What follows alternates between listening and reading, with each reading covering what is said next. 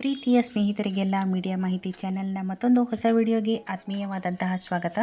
ಸ್ನೇಹಿತರೆ, ನಾವು ದಿನವಹಿ ಉಪಯೋಗಿಸ್ತಾ ಇರತಕ್ಕಂತಹ ಆಹಾರ ಪದಾರ್ಥಗಳಲ್ಲಿ, ನೀರಿನಲ್ಲಿ ಸಾಕಷ್ಟು ವಿಷ ಪದಾರ್ಥಗಳು ನಮಗೆ ತಿಳಿಯದಂತೆಯೇ ನಮ್ಮ ದೇಹವನ್ನು ಸೇರ್ತಾ ಇದ್ದಾವೆ. ಅದರಲ್ಲೂ ಕೂಡ ನಾವು ಪ್ರತಿಯೊಂದಕ್ಕೂ ಬಳಸ್ತಾ ಇರತಕ್ಕಂತಹ ಪ್ಲಾಸ್ಟಿಕ್ ಏನಿದೆ, ಇದು ಅತಿ ಮುಖ್ಯ ಪಾತ್ರವನ್ನು ವಹಿಸ್ತಾ ಇದೆ. ಸ್ನೇಹಿತರೆ, ನಾವು ಎಲ್ಲದಕ್ಕೂ ಬಳಸ್ತಾ ಇರತಕ್ಕಂತಹ ಈ ಪ್ಲಾಸ್ಟಿಕ್ಕನ್ನು ನಾವು ಉಪಯೋಗಿಸಿದ ನಂತರ ಎಲ್ಲೆಂದರಲ್ಲಿ ಬಿಸಾಡಿ ಈ ಒಂದು ಸಮಸ್ಯೆಗಳಿಗೆ ಮುಖ್ಯ ಕಾರಣ ಆಗಿದ್ದೇವೆ.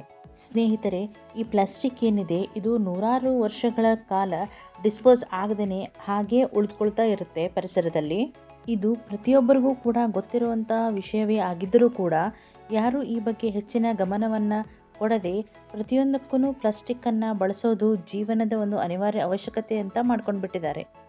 ಮೀಡಿಯಾ ಮಾಹಿತಿಯನ್ನು ವೀಕ್ಷಿಸ್ತಾ ಇರತಕ್ಕಂತಹ ಪ್ರತಿಯೊಬ್ಬ ಆತ್ಮೀಯ ಸ್ನೇಹಿತರಿಗೂ ನೀವು ನಮ್ಮ ಚಾನಲ್ನ ಸಬ್ಸ್ಕ್ರೈಬ್ ಮಾಡ್ಕೊಂಡಿಲ್ಲ ಅಂದರೆ ಈಗಲೇ ನಮ್ಮ ಚಾನಲ್ನ ಸಬ್ಸ್ಕ್ರೈಬ್ ಮಾಡಿಕೊಂಡು ಬೆಲ್ ಬಟನನ್ನು ಪ್ರೆಸ್ ಮಾಡ್ಕೊಳ್ಳಿ. ಇದೇ ರೀತಿಯಾದಂತಹ ವಿಶೇಷ ಮಾಹಿತಿಗಳನ್ನು ಹೊತ್ತಿರತಕ್ಕಂತಹ ಹೊಸ ಹೊಸ ವಿಡಿಯೋಗಳ ಅಪ್ಡೇಟ್ಸ್ಗಳನ್ನು ನೀವು ನಿಮ್ಮ ನೋಟಿಫಿಕೇಷನ್ನಲ್ಲಿ ಪಡೆದುಕೊಳ್ಳಿ. ಸ್ನೇಹಿತರೆ, ಪ್ರತಿಯೊಂದಕ್ಕೂ ಪ್ಲಾಸ್ಟಿಕ್ಕಿನ ಮೇಲೆ ಅತಿಯಾಗಿ ಅವಲಂಬನೆಯಾಗಿ ಹೆಚ್ಚಿನ ಪ್ಲಾಸ್ಟಿಕ್ ಬಳಕೆಯ ಒಂದು ದುಷ್ಪರಿಣಾಮಗಳ ಬಗ್ಗೆ ಯಾರೂ ಕೂಡ ಯೋಚನೆಯೇ ಮಾಡ್ತಾ ಇಲ್ಲ. ಈಗ ಪ್ರತಿಯೊಂದಕ್ಕೂ ಎಲ್ಲರೂ ಉಪಯೋಗಿಸ್ತಾ ಇರತಕ್ಕಂತಹ ಪ್ಲಾಸ್ಟಿಕ್ಕು ಎಲ್ಲೆಂದರಲ್ಲಿ ಬಿದ್ದು ಕೊನೆಗೆ ಕೆರೆ, ನದಿ, ಹಳ್ಳ ಕೊಳ್ಳಗಳ ಮುಖಾಂತರ ಸಮುದ್ರವನ್ನು ಸೇರಿ ತಿರುಗಿ ಅದು ವಾಪಸ್ಸು ನಮ್ಮ ದೇಹವನ್ನೇ ಬಂದು ಸೇರುತ್ತವೆ. ಈ ಬಗ್ಗೆ ನಡೆಸಲಾದ ಸಾಕಷ್ಟು ಅಧ್ಯಯನಗಳಲ್ಲಿ ಈಗಾಗಲೇ ಈ ಪ್ಲಾಸ್ಟಿಕ್ಕು ನಮ್ಮ ದೇಹವನ್ನು ಮೈಕ್ರೋ ಪ್ಲಾಸ್ಟಿಕ್ನ ಒಂದು ರೂಪದಲ್ಲಿ ನಮ್ಮ ದೇಹವನ್ನು ಸೇರ್ತಾ ಇರೋದು ಸಾಬೀತಾಗಿದೆ. ನಾವು ಪ್ರತಿನಿತ್ಯ ಉಪಯೋಗಿಸ್ತಾ ಇರತಕ್ಕಂತಹ ಒಂದು ಉಪ್ಪಿನಲ್ಲಾಗಿರ್ಬೋದು, ಸಕ್ಕರೆನಲ್ಲಾಗಿರ್ಬೋದು, ಬಾಟಲಿಗಳಲ್ಲಿ ಉಪಯೋಗಿಸ್ತಾ ಇರತಕ್ಕಂತಹ ನೀರಿನಲ್ಲೇ ಆಗಿರ್ಬೋದು, ಅಥವಾ ಆಹಾರ ಪದಾರ್ಥಗಳನ್ನು ಪ್ಲಾಸ್ಟಿಕ್ ಕವರ್ನಲ್ಲಿ ಸೀಲ್ ಮಾಡಿ ಪ್ಯಾಕ್ ಮಾಡಿರ್ತಕ್ಕಂತಹ ಆಹಾರ ಪದಾರ್ಥಗಳ ಮುಖಾಂತರ ಆಗಿರಬಹುದು, ಯಾವುದೋ ಒಂದು ರೀತಿಯಿಂದ ಆ ಪ್ಲಾಸ್ಟಿಕ್ಕು ಕಣಕಣವಾಗಿ ನಮ್ಮ ಒಂದು ಶರೀರವನ್ನು, ನಮ್ಮ ಒಂದು ದೇಹವನ್ನು ಸೇರಿ ನಮ್ಮ ಆರೋಗ್ಯಕ್ಕೆ ಪೆಟ್ಟು ಕೊಡ್ತಾ ಇರೋದು ಕಂಡುಬರ್ತಾ ಇದೆ.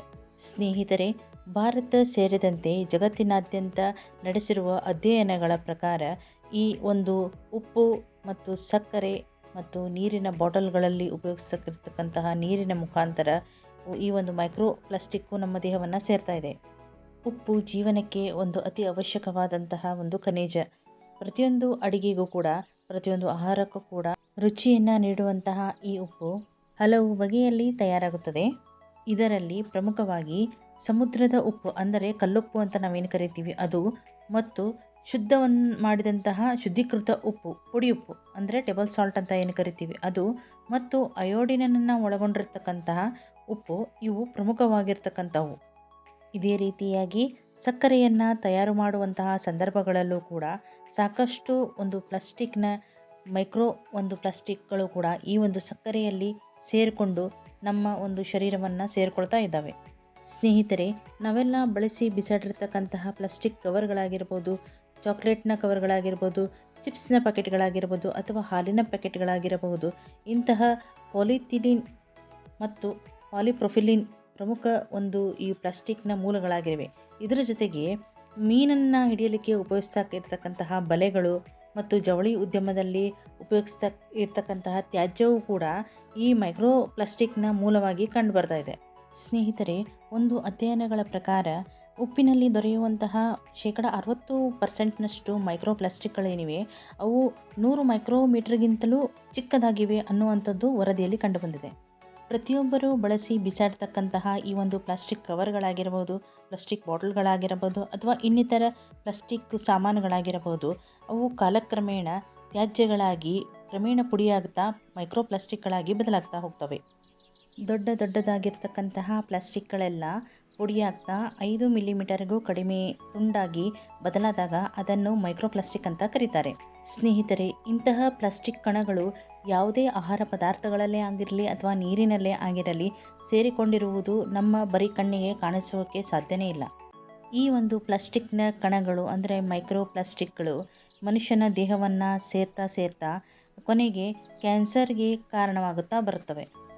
ಸ್ನೇಹಿತರೆ, ಮನುಷ್ಯರಿಗಷ್ಟೇ ಅಲ್ಲದೆ ಪ್ರಾಣಿ, ಪಶು, ಪಕ್ಷಿಗಳು, ಕೊನೆಗೆ ನೀರಿನಲ್ಲಿ ಇರತಕ್ಕಂತಹ ಜಲಚರಗಳಿಗೂ ಕೂಡ ಈ ಪ್ಲಾಸ್ಟಿಕ್ಕು ತುಂಬಾ ಅಪಾಯಕಾರಿಯಾಗಿದೆ.